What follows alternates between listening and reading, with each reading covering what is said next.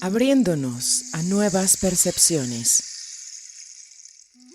caminando la senda del Nahual.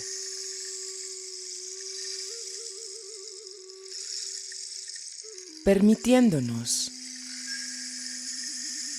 ver, sentir y alimentar a nuestro doble energético.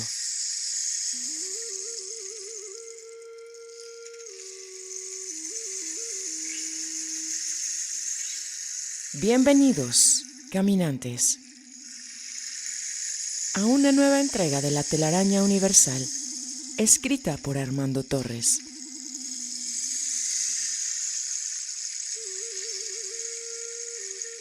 De la parte número 5, Pláticas con Don Berna.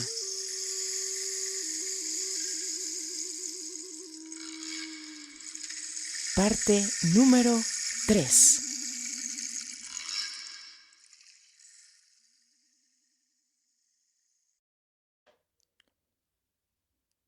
Al revisar mis cintas, noté que me había escapado de algo. Durante una de nuestras conversaciones, él afirmó: nosotros seguimos el talante que nos dejaron los antiguos. Así que la siguiente vez que lo fui a ver, le pregunté: ¿a qué talante se refería usted, don Berna? Él contestó: se trata de una especie de lenguaje, una aceptación implícita de un mundo de significados no ordinarios. Para los de afuera parece algo absolutamente sin sentido, pero aquellos que compartimos la tradición nos entendemos perfectamente. Tú sabes muy bien de lo que estoy hablando. Tenía razón. Desde el principio, ellos me enseñaron más con acciones que con palabras. Un acuerdo tácito que era tomado como obvio entre ellos y que no requería mayores aclaraciones. Por ejemplo, en lugar de considerar que las cosas son objetos, los brujos las ven como distintas frecuencias vibratorias. Una persona no es un cuerpo sólido, sino una burbuja de energía vibrante. Los sueños no son fantasías, sino un espacio real donde se puede actuar de manera consciente. Él dijo: la percepción de la realidad, ya sea mental o física, son solo enfoques. Lo que hay ahí afuera es un verdadero caos perceptivo, uno donde puede realizar infinitos desnates. Desde esa posición se pueden romper las leyes de acción y reacción tan fácilmente como chasquear los dedos. ¿Quiere decir que los brujos niegan las leyes universales de causalidad? No, no es lo que estoy diciendo. Digo que las leyes de acción y reacción sí tienen vigencia, pero solo hasta cierto punto, dijo. Si vas, por ejemplo, al espacio exterior o al núcleo del átomo, las leyes que estamos familiarizados ya no se aplican. Los brujos descubrieron que la causa y efecto no es algo automático o inevitable. Su ligadura es la descripción que hacemos del mundo, y lo que le da vigencia es la voluntad. De manera que sí, existen esas leyes de las que hablas, pero solo dentro de los parámetros que hemos convenido llamar realidad. Este es un mundo de hacer. Basta con cambiar algunos de sus elementos para que todo se desintegre. Le pedí que me hablara más sobre el hacer y no hacer, y él me dijo: el no hacer es el silencio de la acción. Ya sabes que el silencio es de vital importancia para el guerrero. Es su arma, su herramienta. El no hacer es la clave para alcanzar el silencio. Los brujos usan el no hacer como un dique en la corriente del destino deparado. Lo reencauzan, lo desacondicionan y convierten la fatalidad en un desafío considerado por ellos como el único digno de darle batalla. Aceptar que el mundo es un misterio es básico para poder seguir adelante. De lo contrario, tomarías las explicaciones como si éstas fueran racionalizaciones ordinarias de la mente y las convertías de inmediato en hacer. El boleto de entrada al mundo del Nahual es el silencio interno. Cada quien posee su propia medida. Es un umbral personal. Cuando se acumula lo suficiente y se alcanza una cantidad crítica de silencio, ocurre un cambio en la visión habitual del mundo. Entonces, uno empieza a percibir el flujo de la energía tal cual es. La cantidad de silencio necesaria para alcanzar esa meta varía de un individuo a otro. Algunos la obtienen después de unos pocos minutos de intento sostenido. Otros, sin embargo, puede que nunca lleguen a alcanzarla. Tiene que ver con una proclividad natural que se manifiesta en distintos grados en cada persona. El umbral de silencio es la medida del brujo. Para alcanzar el silencio, hay que alcanzar un nivel de determinación que por lo general está fuera del alcance del hombre común, que vive mezclado en 1000 compromisos y no tiene ni el tiempo ni la disposición o energía para enfrentarse a una tarea tan abstracta. Tal vez el efecto más dramático de alcanzar el silencio es que de pronto uno se desconecta de la mente paralela. Y eso sí que es una revelación. Cuando la imagen de uno mismo deja de ser tan supremamente importante, entonces todo cae en su sitio. Te das cuenta que tú no eres quien creías ser. Al liberarte del yugo de la mente parasitaria, la idea de hacer ya no resulta tan legítima. En su lugar, de manera espontánea, surge el no hacer. ¿Podría darme algunos ejemplos de no hacer que pueda entender?, le pedí. Los ejemplos no te van a decir gran cosa, contestó, porque un truco de la mente es transformar todo en hacer. Para entender, necesitas replantear tu idea del yo. Mientras no arregles ese aspecto de tu vida, nunca lo vas a entender, pues todo lo que hagas te regresará a tus acciones cotidianas. ¿A qué se refiere con eso de replantear el yo?, pregunté con cautela. Sentía como si estuviera a punto de caer en una trampa. Me dijo: tienes un pendiente en tu vida, ya te lo he dicho antes, pero siempre encuentras una manera de evadirte. Se trata de arreglar la idea que tienes sobre ti mismo. Esa es la batalla de 24 horas en la que tanto insiste el Nahual, la guerra contra del yo individual.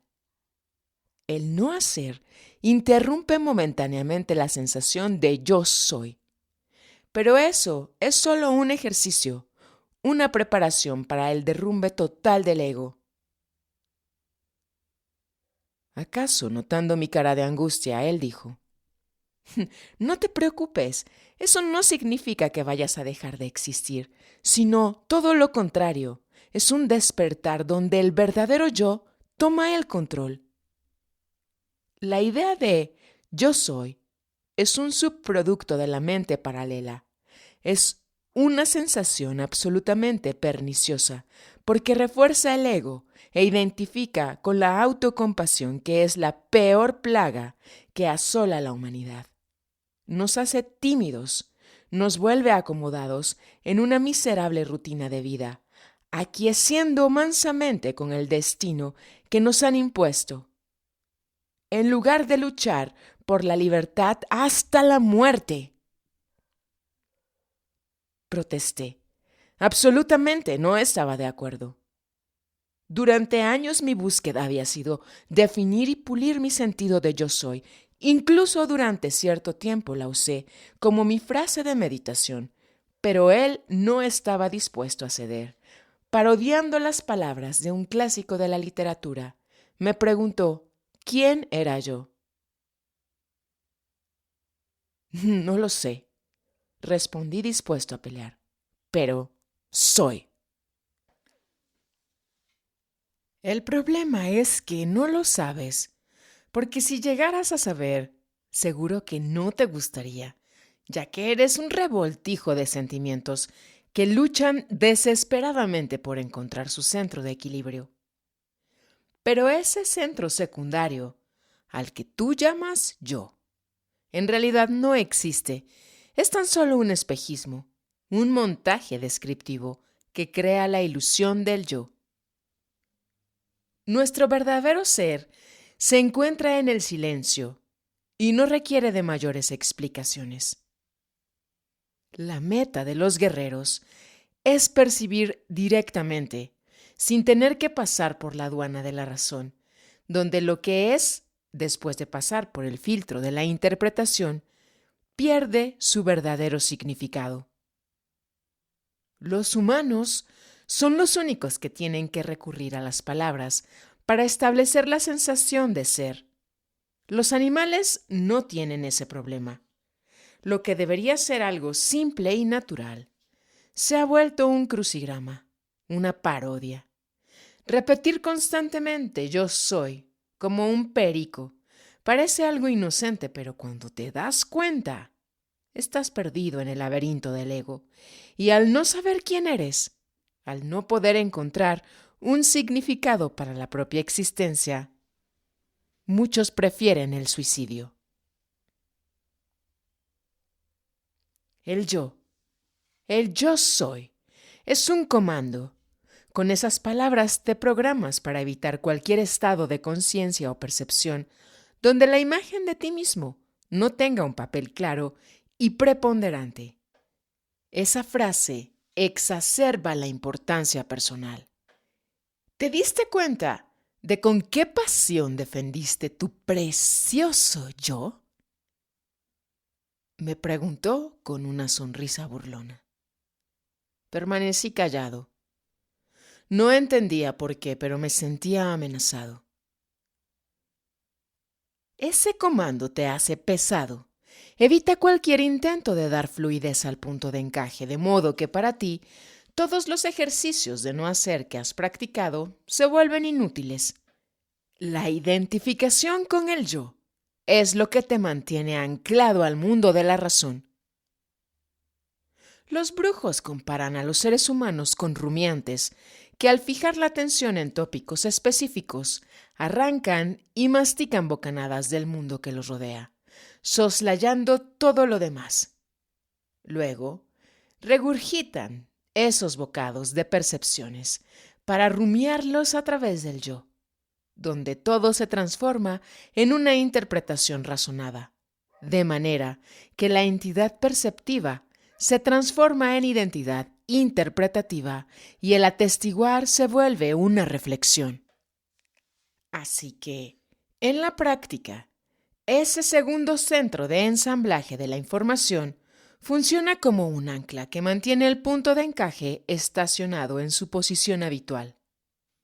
Rectifica y ajusta incesantemente la lectura directa que hacemos de la realidad, transformándola en algo conveniente o aceptable según los parámetros que hemos aprendido. En cuanto los pensamientos se callan, se recupera el éxtasis de existir. Ya no se aceptan copias de ninguna índole. Después de una vida de rendirle culto a la razón, la fijeza perceptiva se vuelve predominante a tal punto que opaca todos los demás centros de percepción. Llega un momento en el que uno ya no da crédito a ninguna percepción que no haya pasado previamente por la censura de la razón, y todo lo que atente en contra de esa fijeza es malo o no existe o ambas cosas a la vez. Es por eso que la gente común tiene sentimientos tan desencontrados sobre la idea del brujo. ¿De qué centros habla?, pregunté, tratando de dar un descanso al tema que veníamos hablando y que me causaba tanta inquietud. Como ya te lo habrán explicado, el ser humano tiene 8 centros principales, cada uno con su función perceptiva propia. La gente común solo tiene trabajando 2 de esos centros. Para ellos los demás centros son sensaciones vagas. En el brujo, todos los centros tienen que estar integrados y funcionando plenamente. Solo entonces es que puede reclamar la totalidad de sí mismo. Cuando logra tal hazaña, las palabras ya no son necesarias, pues percibe todo con el cuerpo, sin la necesidad de explicar racionalmente lo que percibe. ¿Podría darme un ejemplo? Refunfuñé desde mi asiento. Cada uno de esos centros de energía se relaciona con un órgano específico. Tal es el caso de razonar, que se relaciona con el cerebro, o sentir, que corresponde al corazón. El corazón es un órgano sensitivo, de mucho cuidado. Hay que tratarlo gentilmente. El maltrato a ese centro es la causa principal de los infartos. Lo mismo pasa con todos los demás órganos. El órgano sexual, por ejemplo, percibe intensamente y sabe mucho, pero una vez que pasa por el filtro interpretativo del cerebro, las sensaciones ganan nombres y etiquetas. Así es como las percepciones originales se llenan de prejuicios y se desvanecen, quedando tan solo una copia de mala calidad, llena de palabras que tratan de explicar verbalmente algo que no se puede. Tal vez la palabra sea la principal causa del desentendimiento entre las personas, ya que en muchas ocasiones éstas no expresan correctamente lo que se trata de explicar, creando confusiones que terminan por destruir relaciones e incluso generando guerras entre las naciones. ¿Cómo se pueden activar los demás centros? Pregunté lleno de curiosidad. Las curaciones, masajes y ejercicios que vienes practicando son el medio para lograr eso. Al trabajar un determinado órgano, se revitaliza y empieza a mandar señales más fuertes que el guerrero aprende a percibir y a interpretar. Para mi desazón, tan pronto como terminó su explicación sobre los centros, volvió a machacar. El yo soy es una frase hecha. Su interior está hueco. Se alimenta de un núcleo de inseguridad. El no hacer es una interrupción en el flujo de la interpretación habitual del mundo. Mientras no logres rebasar esa sensación de yo soy, no hay medio de detener ese flujo. Entonces, al suprimir el yo, automáticamente se entra en el no hacer. De cierta forma, contestó. El hacer es cuando se actúa en consecuencia con el inventario personal. La recopilación de todo aquello que uno ha juntado durante la vida. Es como un almacén que se revisa constantemente, desechando las lecturas que no son prácticas y acentuando el valor de las más usadas. La fijación de ser uno mismo, o de que mi manera de ser es mejor o más importante que la de los demás, parten justamente de ahí. Es la base de la importancia personal. Es lo que impulsa a la gente querer controlar a los demás.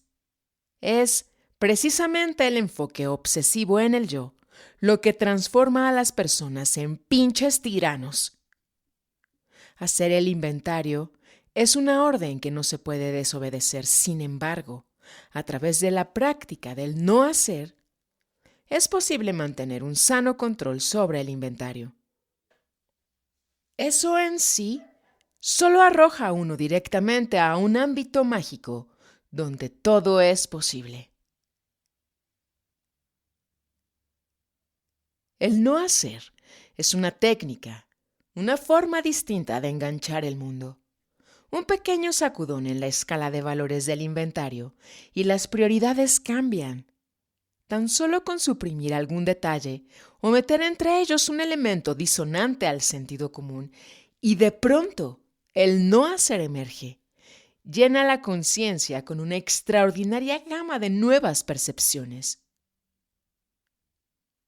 Fue durante ese tiempo cuando él me puso el desafío de dejar de usar el pronombre yo. Al principio era difícil comunicarme de esa manera, pero con el tiempo me adapté y comprendí que la referencia constante a uno mismo es un vicio que nos amarra al ego, como un cuadrúpedo a su abrevadero, y todo se vuelve yo, yo, yo.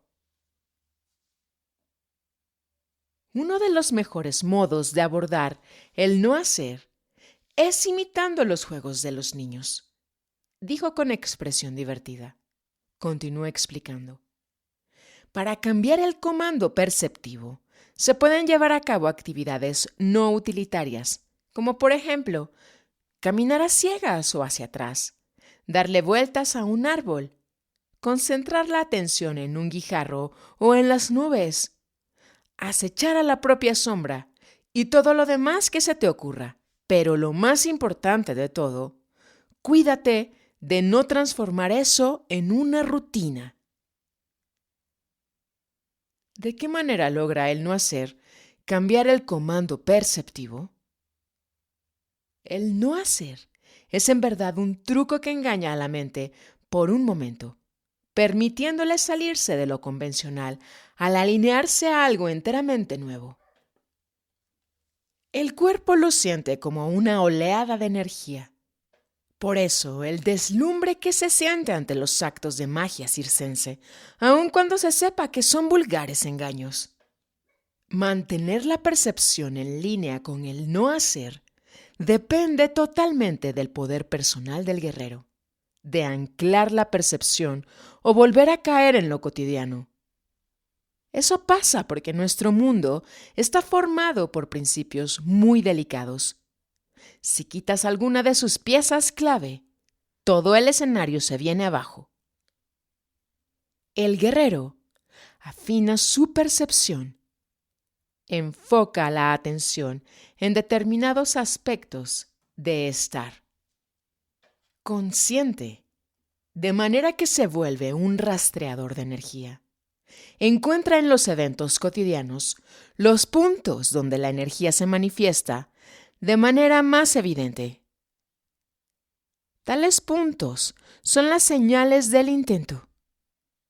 Las señales del espíritu es lo que nos indica el camino para escapar del corral. Así es como el guerrero da un salto cuántico con el pensamiento. Convierte cada momento en un nuevo experimento, donde incluso la cotidianidad se vuelve un emocionante viaje a lo desconocido. ¿Significa eso que el guerrero ya no tiene un destino deparado? Pregunté. No, contestó. Eso significa que su destino se ha vuelto misterioso. Ya no cabe en la pinche secuencia de causas y efectos.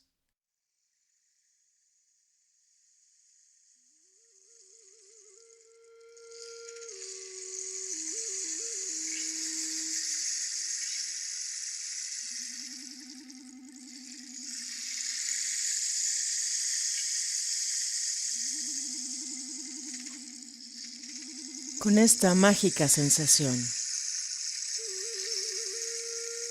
quiero continuar caminando.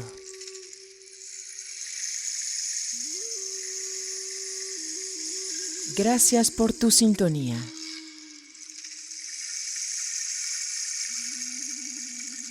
Produciendo juntos energía fina desde el centro de cada corazón.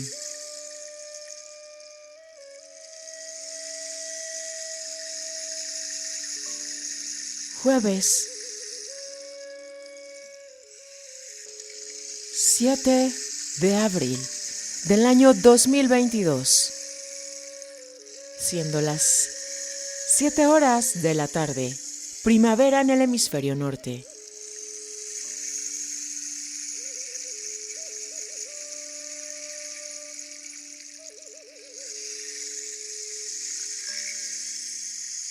Hasta el siguiente y último encuentro en la telaraña universal.